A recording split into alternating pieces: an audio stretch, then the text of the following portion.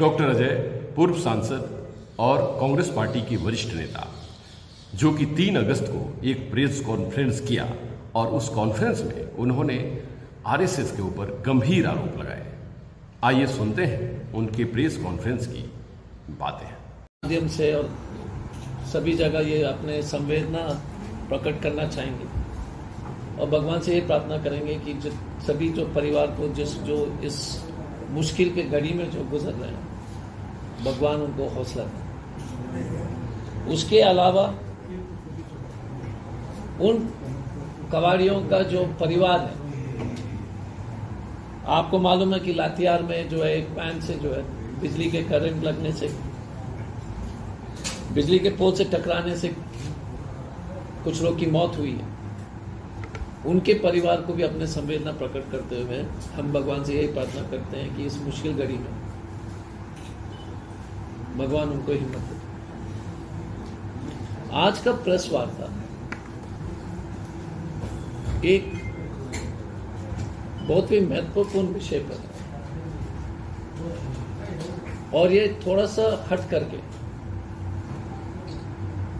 बात ये है कि देश भर में आईएएस और आईपीएस और यूपीएससी की परीक्षा को जिस तरह से और सरकारी तंत्र को आरएसएस और बीजेपी प्रभावित करने की कोशिश जो हो रही है वो चिंताजनक है।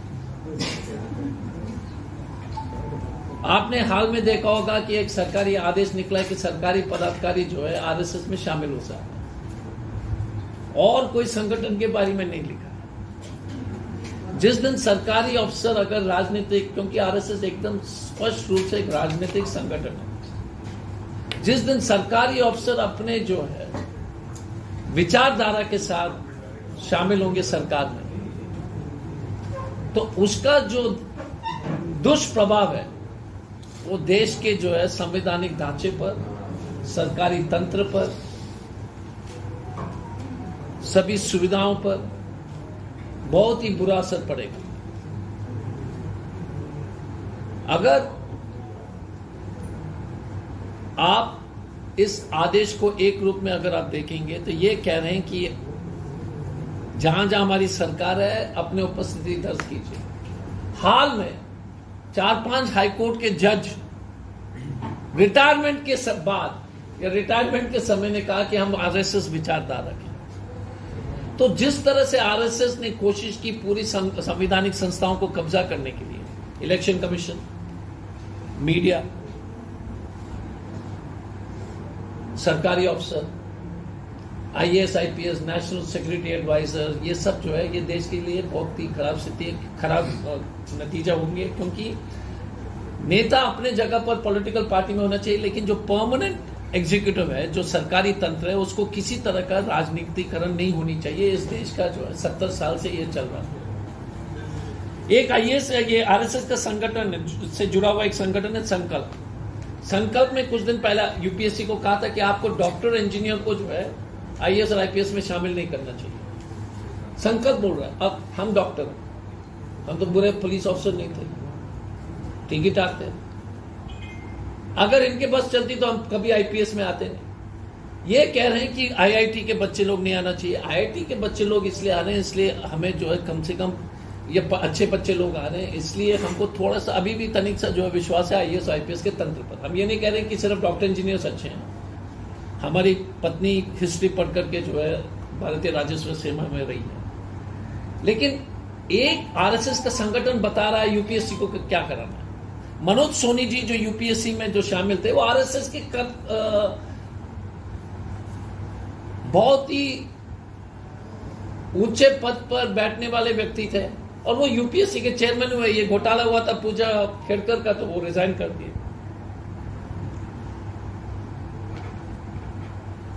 इसके अलावा 2 और चीज हो रही है और फिर मैं आगे बढ़कर के झारखंड के परिप्रेक्ष्य में आपको बताऊंगा। अब ये ऑफिशियल हो गया कि आईएएस और आईपीएस ऑफिसर और आरएसएस के लोग जात पूछने लगे, बोल जात बताओ। आप सोच लीजिए कि इसका क्या दुष्प्रभाव होगा। और मैं आपको एक छोटी सी कहानी बताना चाहूंगा, ठीक है। मैं आईपीएस ऑफिसर था बिहार में। आईपीएस डायरेक्ट रिक्रूट 1986 में पुलिस मुख्यालय में मैं गया। मैंने टीवी में भी बोला था परसों। हमारे साथ कमल नयन चौबे, शीलवर्धन सिंह, अशोक वर्मा, वेंकटेश देशमुख, कोई कंफ्यूजन नहीं। ये अजय कुमार में कंफ्यूजन। वहां का डीजी का क्लर्क सिपाही था, सिपाही। वो बर्दाश्त नहीं कर पाया, आखिरी में हमसे पूछता कि कौन जाता। ये सिपाही एक आईपीएस ऑफिसर को, फिर मैंने डीजी से लिया, सस्पेंड हुआ। दूसरी बात है, अगर इस तरह के दुष्प्रभाव एक सिपाही एक आईपीएस ऑफिसर को पूछ सकता है, तो कोई भी गरीब आदमी किसी के पास जाएगा तो उसका क्या होगा? ये 1986 में एक आरक्षी, उसको मालूम है कि ये 2 साल 1.5 साल में एसपी बनने वाला है, भर्ती वही करेगा। तो ये है इस देश की सच्चाई, और इसको ऑफिशियल कर रहे हैं बीजेपी। और ऐसे पदाधिकारी जो बिहार, जो आरएसएस से प्रभावित हैं, तो झारखंड में हमने मुख्यमंत्री को परसों लिखा था, मैं ये आदित्य रंजन जी के बारे में, और ये हमारी सरकार है, इसलिए मैंने सरकार से मांग की कि इसके ऊपर कड़ी से कड़ी कार्रवाई की। और मैं एक वीडियो चलाता हूं और आप देख लीजिए। ये टीचर के बारे में, आरएसएस से प्रभावित हैं, तो झारखंड में हमने मुख्यमंत्री को परसों लिखा था, मैं ये आदित्य रंजन जी के बारे में, और ये हमारी सरकार है, इसलिए मैंने सरकार से मांग की कि इसके ऊपर कड़ी से कड़ी कार्रवाई की। और मैं एक वीडियो चलाता हूं और आप देख लीजिए। ये टीचर के बारे में, हवाई चप्पल वही चप्पल से मारे, हवाई चप्पल से, वही चप्पल से टीचर को मारा। तो अभी आप स्कूल में जाकर स्पष्ट बता दीजिए, यूनिफॉर्म नहीं है तो शुरू कर दीजिए। तो भाई सबको व्हाइट शर्ट ब्लैक पैंट में आना है, सबको यूनिफॉर्म कलर के साड़ी में आना है। अभी शुरू कराना है स्कूल में तो शुरू कराना है। अगर मेरे को ये 6-5 दिखा ना, मैं बता रहा हूँ बहुत बुरा होगा फिर आप। एक छोटा सा initiative which we are starting hall of fame कर। नाउ एक आईएएस ऑफिसर बिना सरकार के कानून के, बिना यूनिफॉर्म पॉलिसी के, बिना सरकार का आदेश के अनुसार कि हर सरकारी टीचर को आपको यूनिफॉर्म पहनना है, तो सरकार का आदेश होना चाहिए, भाई कानून बोलता है कि मैं टीचर को हवाई चप्पल में, टीचर आएगा तो चप्पल से। और हमारे झारखंड, क्योंकि आरएसएस का और बीजेपी का माइंडसेट है, हमने मुख्यमंत्री जी को कहा कि इसको सस्पेंड कराइए।